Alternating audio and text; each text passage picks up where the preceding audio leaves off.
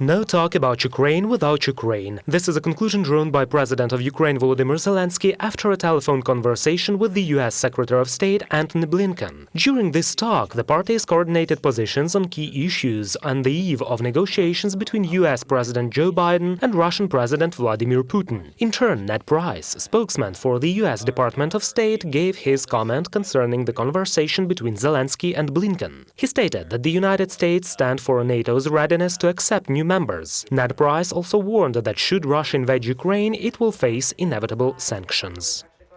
We've been clear that if Moscow shows no interest in investing in a diplomatic off-ramp, that the United States and our partners, and we heard this loud and clear from our NATO allies in Riga last week, that we would be prepared to implement measures that we have not implemented in the past.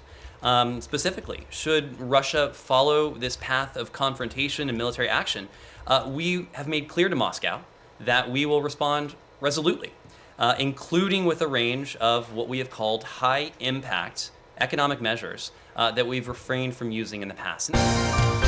Revive the Normandy format of talks on settling the situation in eastern Ukraine. The idea has received support of leaders of 5 countries, they state in the Élysée Palace. On the eve, President of France, Emmanuel Macron, has conducted a meeting with heads of states and governments of the Quint format. Germany, the United States, France, Italy and the United Kingdom stressed that it's necessary to renew negotiations in the Normandy format. To remind, earlier the Kremlin turned down Kyiv's offer to hold a meeting of the Normandy 4 until Ukraine accepts Russia's conditions for settling the conflict in certain areas of Donetsk and Luhansk regions of Ukraine. 5 heads of states and governments shared their analysis of tensions between Russia and Ukraine and voiced their readiness to support and respect Ukraine's sovereignty. Besides, they also stated their commitment to act for the sake of supporting peace and security in Europe. From the statement on the website of the Élysée Palace. Russia continues military buildup on its border with Ukraine. This was stated by the Pentagon's press secretary John Kirby during a briefing. According to him, the U.S. Secretary of Defense, as well as military and political leadership of the country, have all the necessary information about what's going on around Ukraine. Besides, they state in the department, probable Russian invasion in Ukraine can be avoided through diplomacy. About what we continue to see, and what we continue to see is added capability that President Putin continues to added military capability in the western part of his country and around Ukraine. What I would point you to is the Secretary's comments over the weekend when he was out at the Reagan National Defense Forum, where he said and still believes that the diplomacy and leadership can still make a difference here, and that there needs to be space for that diplomacy and for that leadership to come to play to try to get an outcome here that is destabilizing and that doesn't result in any sort of open or armed conflict. From 70 to 100,000 troops. According to various estimations, this is how many servicemen Russia deploys along the border with Ukraine. Alexander Musienko, head of the Center for Military and Legal Research, said that those military are deployed there for a long time, and the Kremlin is very likely to use them to destabilize the situation in Ukraine. This contingent, this amount of troops, is not enough to occupy, for instance, the left bank Ukraine or a couple of other regions. But what is it enough for? It's enough to create a number of other hotspots or areas of unrest near the occupied territories of Donetsk and Luhansk regions. Maybe from northern direction, maybe from southern. Why do they do it? They do it to put pressure on Ukrainian authorities. Ukraine's Minister of Defense Alexei Reznikov has addressed the United States and asked to supply additional weapons. It goes about weapons that had to be sent to Afghanistan before the country was captured by the Taliban. The foreign policy outlet reports this. Besides, Ukraine is also willing to get the Mi-17 helicopters, as well as means of air and naval defense and electronic warfare systems. According to the journal's information, Washington, D.C. is now studying Ukraine's request. First Deputy Minister of Foreign Affairs of Ukraine, Aminat Japarova, met with the ambassadors of the G7 states and representatives of the EU mission to Ukraine. She told the diplomats about the development of the expert network of the Crimean Platform initiative. The ambassadors have also got to know about measures Ukraine takes to support connection with residents of the occupied peninsula. Deputy Minister thanked the ambassadors for their support of the Crimean Platform and for their involvement into preparation of measures within this format. Modern and efficient, the Ukrainian Army celebrated its 30th anniversary. Over the time, the armed forces of Ukraine have undergone through a complicated development process. According to sociological surveys, 68% of Ukrainians trusted the army. Yesterday, President of Ukraine came to congratulate servicemen deployed along the contact line in eastern Ukraine. Volodymyr Zelenskyy studied the situation in Joint Forces Operation Zone and presented soldiers with valuable gifts. 5 servicemen have got the state awards. It's an honor for me to be here with you now to reward the best of you. I want to thank you for your everyday work to protect our sovereignty and territorial integrity. Having such people as you are, we will win for sure. The president has registered 2 draft bills in the parliament on introduction of Ukrainians' economic passport. Both of the drafts are defined as urgent. An economic passport is a document which provides children with an opportunity to receive money for rent payments to a special account. That is, it goes about rent payments for using the Ukrainian mineral resources. President's advisor on economic issues tried to explain how the balance on one's account will be replenished.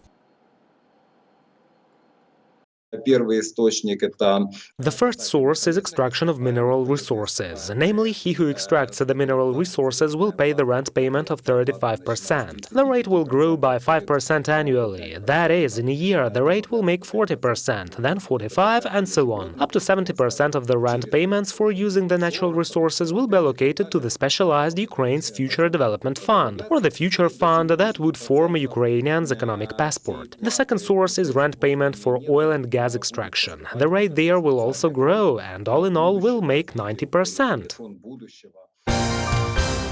Digitalization is said to be one of the most effective ways to combat corruption. Delivering a speech at the International Digital Anti-Corruption Conference, Ukraine's Minister for Digital Transformation Mikhailo Fedorov said this, and added that the state is planning to save up to 3 billion hryvnias, that is some $109 million, by introducing an electronic system to the building sphere, and some 4 billion hryvnias, or $145 million, after introduction of online sick leaves. The ministry plans to make all state services digital until 2024. And then continue developing the Open Data Registry.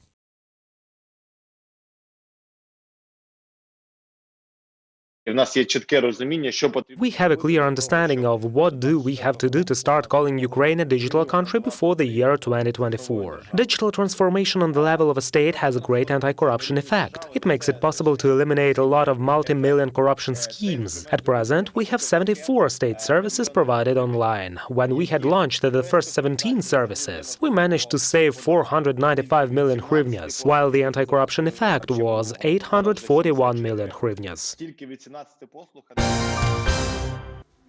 More than 180,000 people have been vaccinated against coronavirus in Ukraine over the past day. Almost 74,000 got the first jab. More than 115,000 people are fully immunized. Meanwhile, 8,655 new cases of COVID-19 were recorded over the past day. 467 people died from complications, the Ministry of Health reports. The largest number of those infected are recorded in Kyiv as well as in Poltava and Donetsk regions.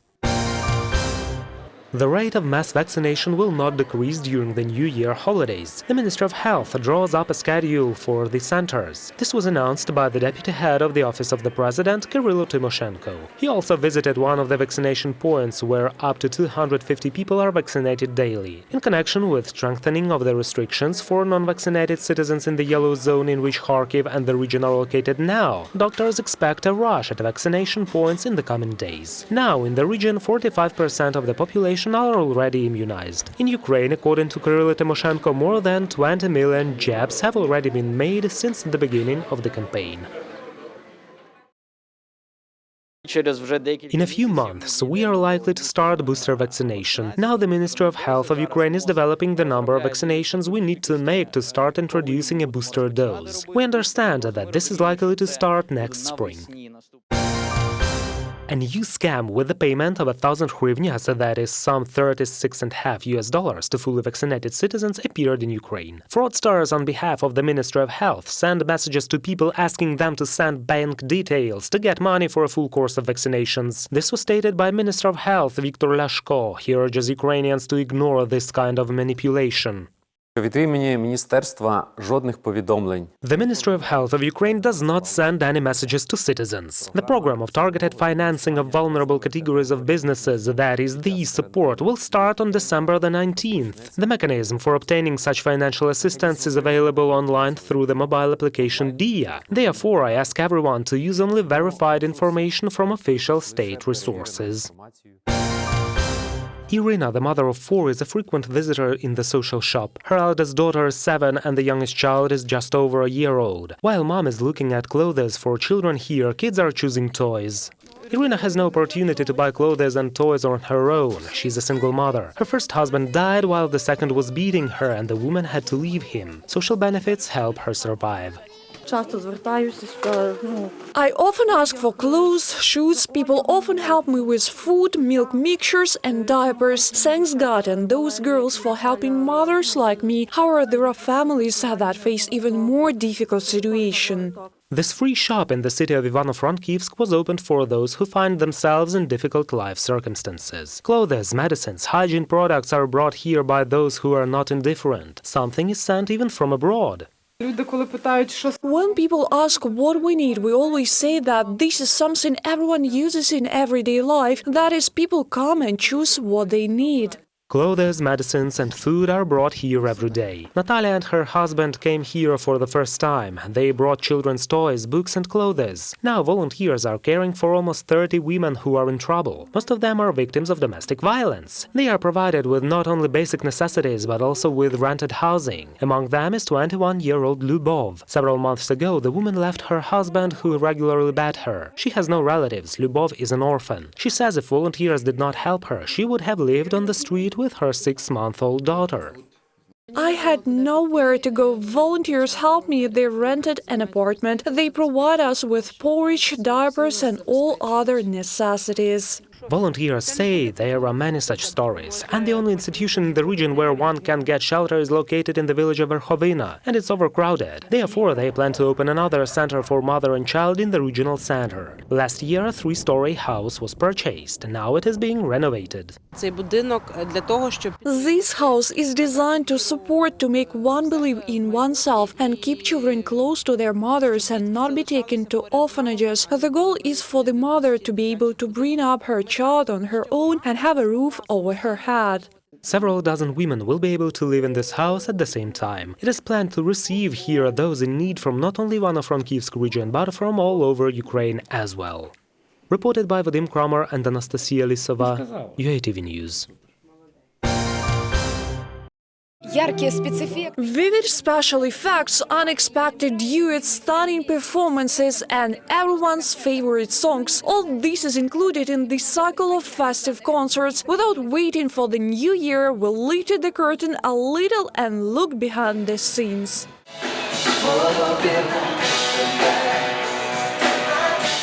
The mood of the concerts will be truly family-like, as it will be held by spouses, singer Mama Rika and comedian Serhiy Sereda. Those are live concerts. It is very important that Ukrainian artists perform their best songs. Those are large, 40-45 minutes long concert programs. This is a live performance without using a phonogram. It will be very interesting for both the viewers in the hall and those who are going to watch these concerts on TV. In addition to their favorite compositions, viewers will have an opportunity to watch interviews with celebrities.